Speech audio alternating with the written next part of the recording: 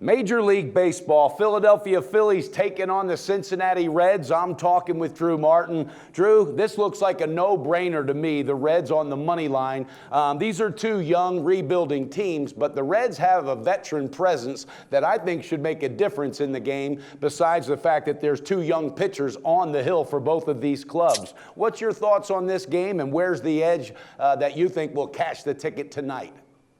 Well, Mike, I actually am more interested in the total. Tonight's pitching matchup, you're right, it does pin two former 2014 first-round draft picks against each other, Aaron Nola for the Phils and Brandon Finnegan for the Reds.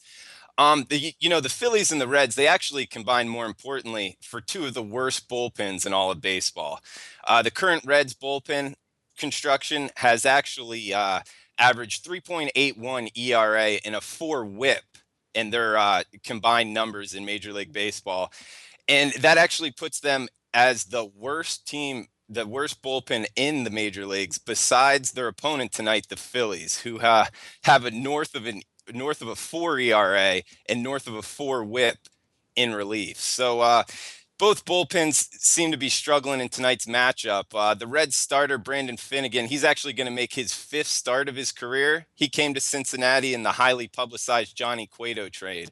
He's actually been knocked around this spring. He has north of a 10 ERA, and he's given up back-to-back 6 earned runs in his last 2 starts in spring. So he's been knocked around in the Cactus League. I believe that he's actually earned this job out of default rather than actually earning it.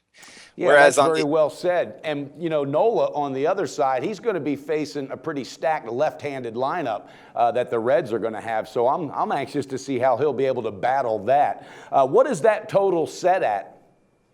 It's at 8 right now, and you can find it 8 minus 105. Okay, and yesterday these two teams struggled to get hits, each team having 6 hits in total for each team. The Reds came away with a 6-2 win, but it certainly wasn't pretty. The Phillies, they have overpaid Ryan Howard on the roster.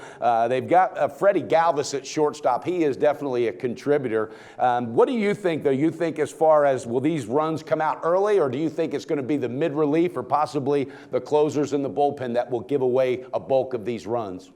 Well, I think both of these bullpens are very susceptible to giving up big innings, whether it's middle relief or closing roles.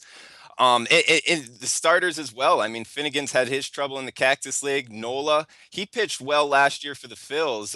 He actually had a profitable rookie year in betting terms, but he did struggle against lefties, and the Reds do platoon pretty well. His OPS lefty-righty splits were over 200 points higher against lefties, so he looks to struggle tonight, and it being in Great American Ballpark, the hitter's friendly zone, I think this total of 8 is a little low right now. Well, you've done your homework, you've done your stats, and numbers don't lie. In your first video with us, you nailed that one. Okay, viewers, you heard it. Drew Martin likes the over. It's set at 8 right now, and you can grab it at minus $1.05. That's a really good value for two teams that are struggling on the pitching end. So playing in a ballpark in Cincinnati, that could develop into a whole lot of runs. Okay, Drew, thanks so much for being with us. Let's get it done tonight. Let's beat the book, and I'll talk to you again real soon, my friend. All right, Mike, thanks for having me on.